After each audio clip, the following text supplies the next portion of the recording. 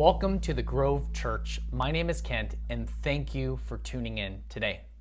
You can find all these videos and more on our website, or you can visit our YouTube channel at thegrove_Bakersfield. And as always, you can give right online on our website to support what God is doing through the Grove as we help all people experience new life in Jesus. Thank you for your partnership. Well, happy new year. 2021 is here, and here we go. As we start this new year, it's a great opportunity to slow down and ask ourselves the important questions of life. Today, we are taking a break in our series in Genesis to take a look at the book of Ecclesiastes. I don't know if you've been doing this, but I've been asking and pondering more about life and the purpose of it over these past number of months than I usually do. Just before Christmas, Danielle, the girls, and I went under a quarantine for a possible exposure to COVID-19.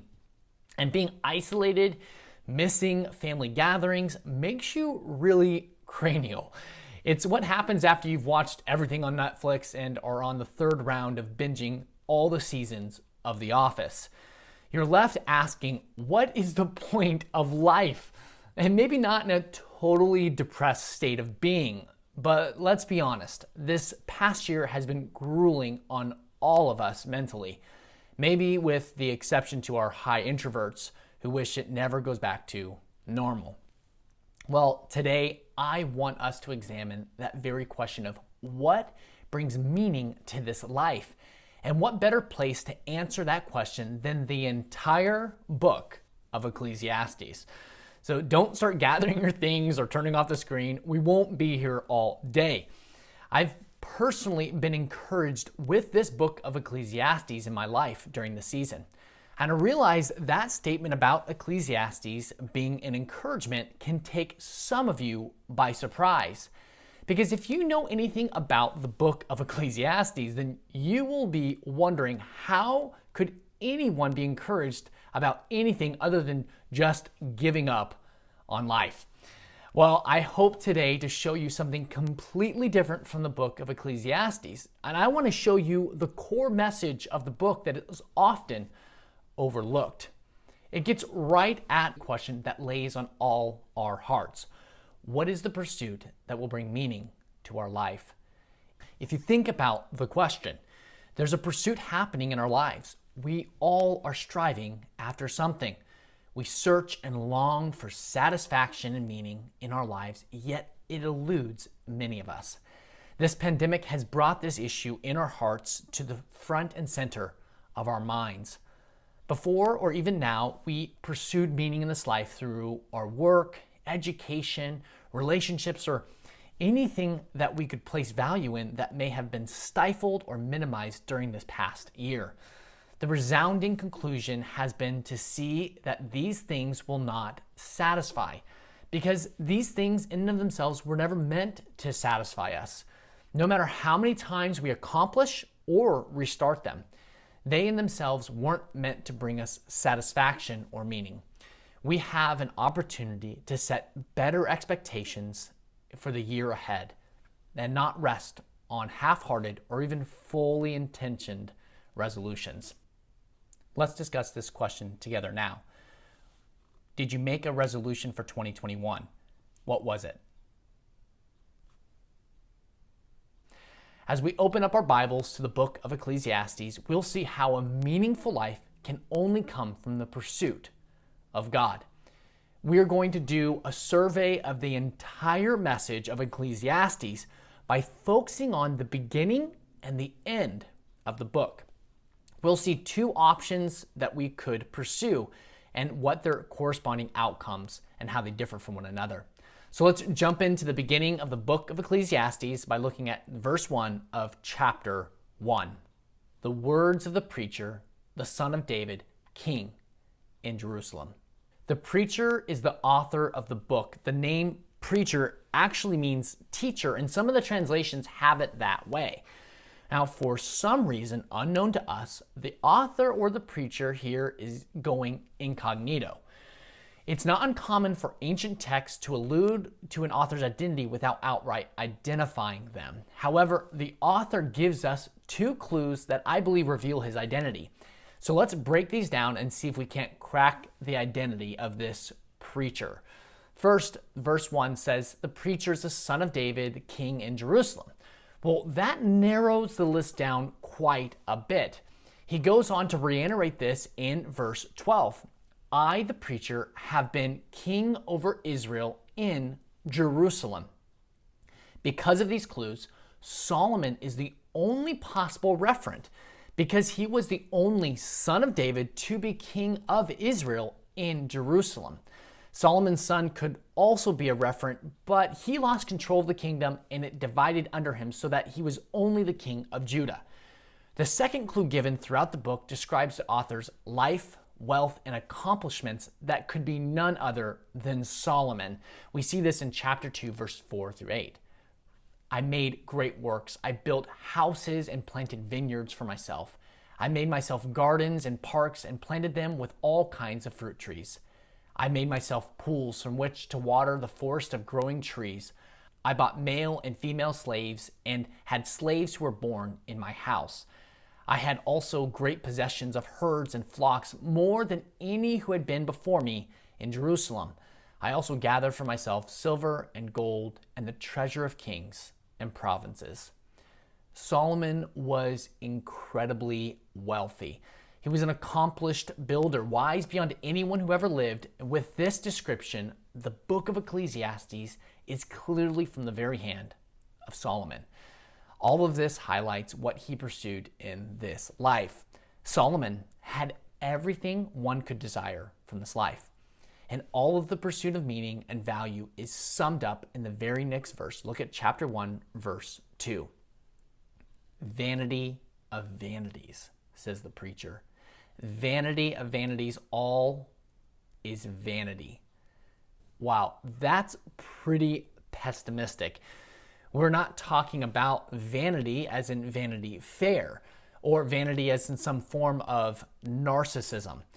I like how the NIV translates vanity as meaningless. The actual original word is very concrete. It's a word picture of vapor. See, vapor is here one moment, then gone the next, much like the fog we had been experiencing. It perfectly demonstrates meaninglessness. I have to caution us on overemphasizing what Solomon is saying here because we can easily mistake this concept of vanity, of meaninglessness, for his main point for the entire book, especially as we read through the rest of the chapters. We tend to think Solomon here as being a total Debbie Downer. And, if we were in the 100-acre wood, Solomon would be confused with Eeyore. And fortunately for us, this pessimistic perspective is pointing us forward, setting up his main point for the whole book, which is a meaningful life can only be found in the pursuit of God. This idea is what governs the whole message of the book. So here's a guy who's pursued everything his heart could desire, and he sums it up as vapor, chasing after the wind. It's meaningless. There's no value to be found in the pursuit of things in and of themselves. This brings up the first option to pursue and its corresponding outcome. The pursuit of created things leaves us empty. Just listen to how he illustrates this in the following verses. Verse 3, what does man gain by all the toil at which he toils under the sun? The heart of his question here is what comes from all of the blood, the sweat, the tears from this life given from our effort. This is all the work we've done. We do it on our own strength because, again, Solomon's focusing on what man accomplishes on his own without God. Verse 4 continues, a generation goes and a generation comes, but the earth remains forever. The sun rises and the sun goes down, and it hastens to the place where it rises. The wind blows to the south and goes to the north. Around and around goes the wind, and on its circuit the wind returns. All streams run to the sea, but the sea is not full.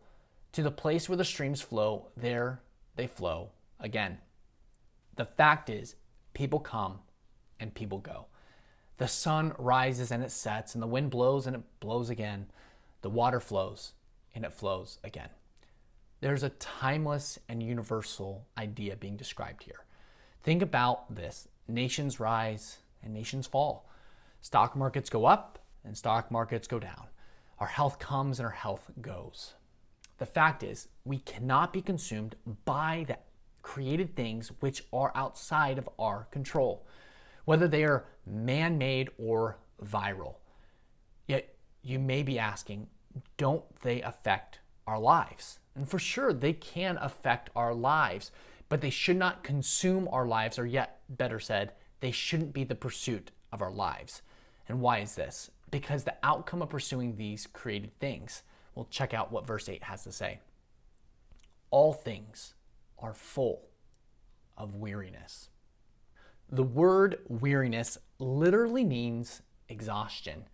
This is best understood as a word picture. Think of a person who toils to the point of complete exhaustion. They feel depleted, they're left on empty. Now, I've never personally run a marathon, nor have I done a half marathon, but I have watched Danielle do a half marathon. And by the end, I was completely exhausted. Now, all joking aside, at the end of the race, Danielle was left with nothing in the tank. She left it all out on the racetrack. She was depleted. To me, this is a profound statement on the pursuit of created things. I've begun to feel this way every time I open my news app and read about the pandemic. I want things to change, but what I read and work hard to understand leaves me feeling hopeless and helpless. I can't do anything to change what's happening around me. This reveals how we ultimately can't control our lives, and this can leave us searching and longing for more, upset and frustrated, left on empty and being found in a desolate place. I know this all too well on another level, even as someone who's found forgiveness for my sin in Jesus. I've pursued my own ends in this life, and I've been left wanting. I've trusted in my own abilities and strengths to guide me rather than on God's strength.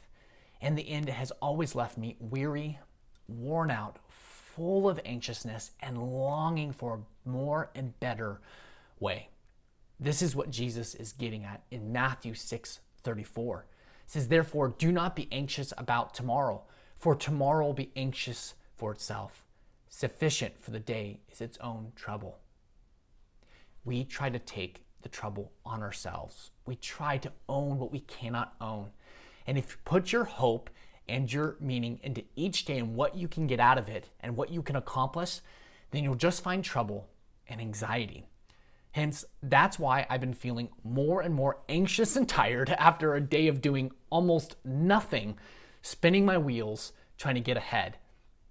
Our health is fragile. Our economy is more up and down than makes us comfortable, and we are at the mercy of something that can lead us to be left anxious and empty.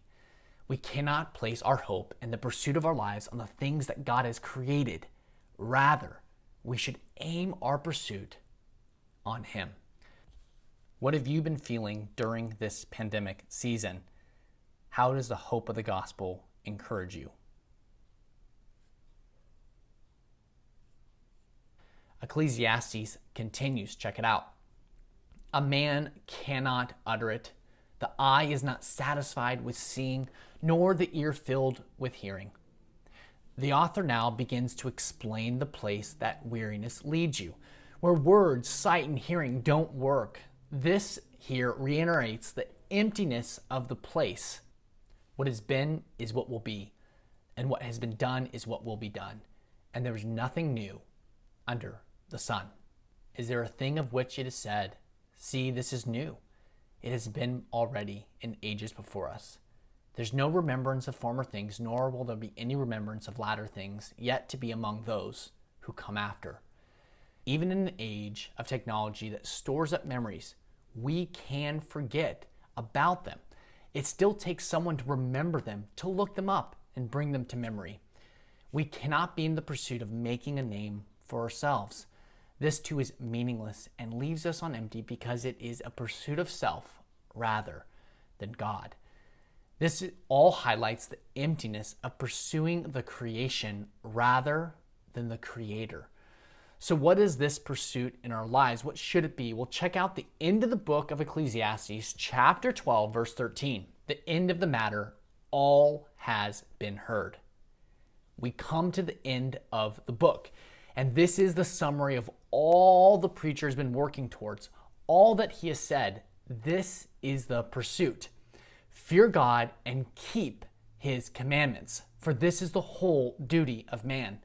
To say it another way, the whole pursuit of man is to fear God and keep his commandments. Now, fearing God means to honor God with our lives, to go his way and not our own way, to keep his commandments. Remember, sin is going our own way, trusting and acting on our own opinions and feelings instead of on God's truth. When we seek to honor him in our lives, we are trusting and acting on his truth over our feelings or our own truth. We're submitting ourselves to his rule and reign.